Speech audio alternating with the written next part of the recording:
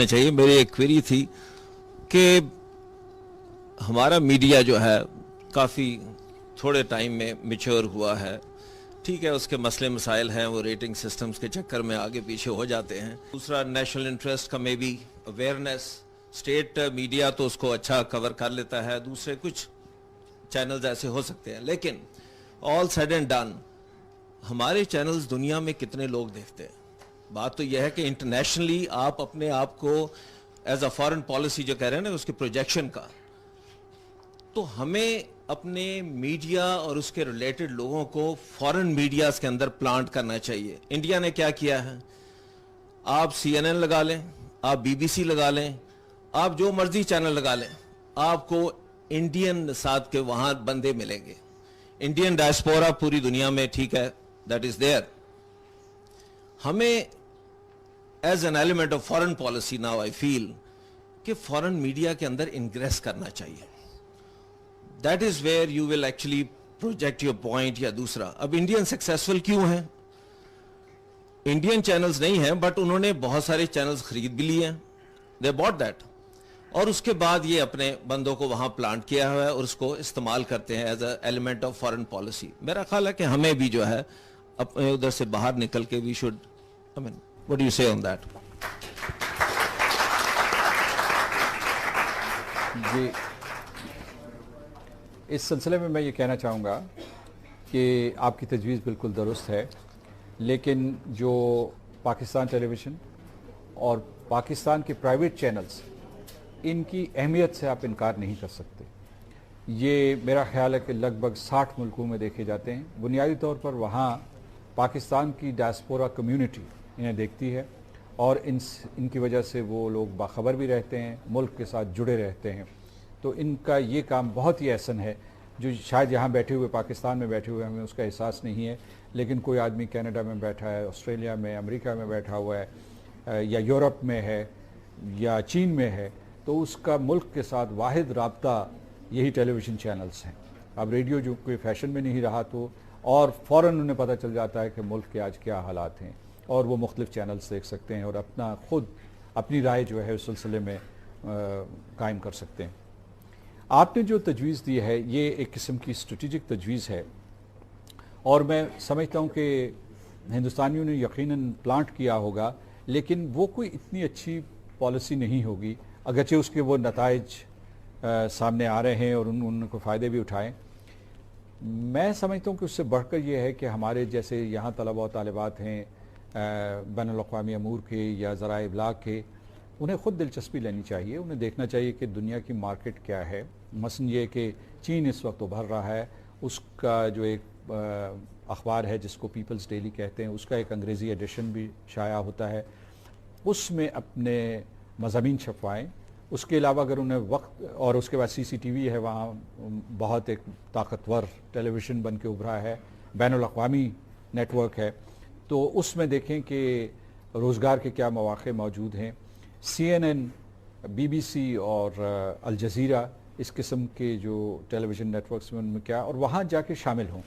असल में उसमें है ये कि जब आप इन चैनल्स में शामिल होते हैं तो आप बेशक सेकंड या थर्ड जनरेशन इंडियन अमेरिकन हूँ या पाकिस्तानी अमेरिकन हूँ, आपकी अपने मुल्क के साथ वाबस्तगियाँ रहती हैं, और आप जब भी कोई इस किस्म की कोई कहानी उभरती है तो उस सिलसिले में आप अपना पर्सपेक्टिव देने की कोशिश करते हैं। ज़रूरी नहीं कि ये सिर्फ तासुब की बुनियाद पे हो।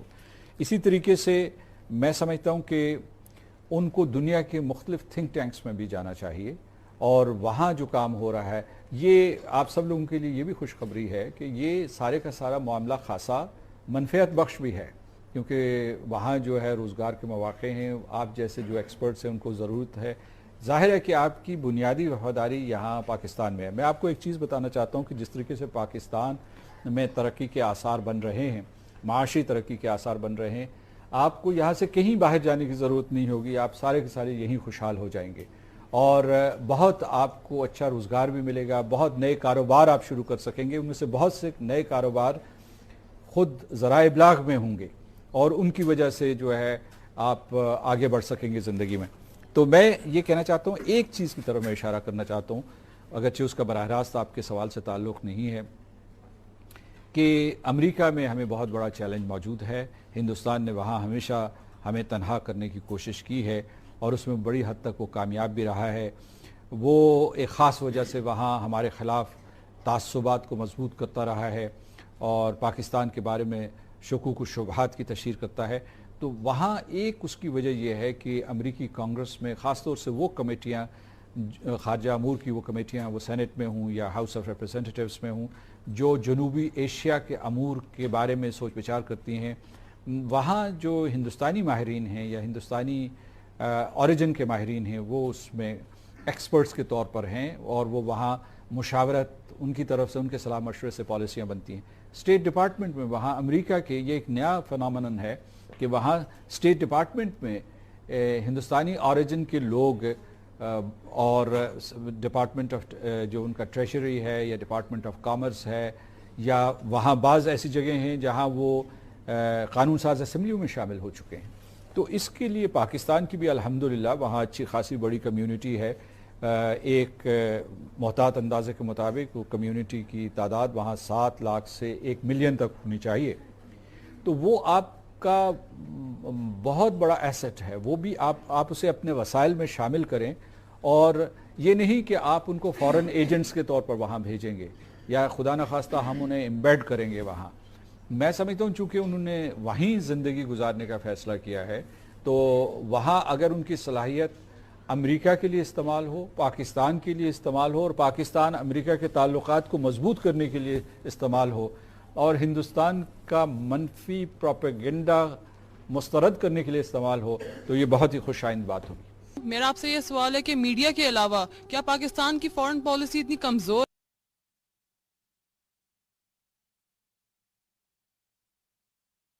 ہے یا اس میں اتنی کمی ہے کہ وہ انٹرنیشنل لیول پہ ہمیں ڈیفینڈ نہیں کر سکتی، ہمارا امیج اپ گریڈ نہیں کر سکتی؟ سر میڈیا پہ بلیم ہم کیوں ڈالیں؟ ہماری فورن پالیسی میں کیا کمی ہے؟